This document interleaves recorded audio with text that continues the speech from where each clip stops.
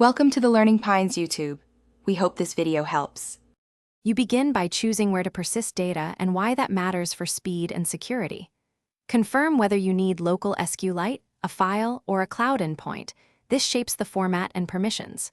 Once selected, request required permissions, storage, network, or auth tokens, so the save flow won't fail mid-operation.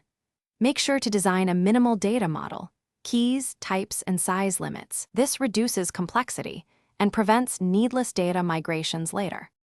Now implement the actual save routine. Serialize the payload to JSON or a compact binary format, depending on size and performance needs, because format affects bandwidth and load time. Use transactions or atomic write patterns to ensure partial failures don't corrupt existing data. This is critical when power or network is unreliable.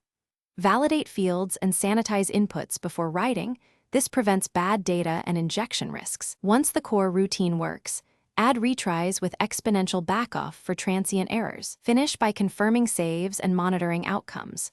After write, compute a checksum or attach a timestamp, and when using cloud, wait for server acknowledgement so you know data is safe. Implement background sync to reconcile local and remote changes and define clear conflict resolution rules, last write wins or merge, so recovery is deterministic. Log failures and show concise user feedback to reduce confusion. If something goes wrong, check logs, verify permissions, and replay the save with diagnostics enabled. Thanks for watching. Consider subscribing if we helped you.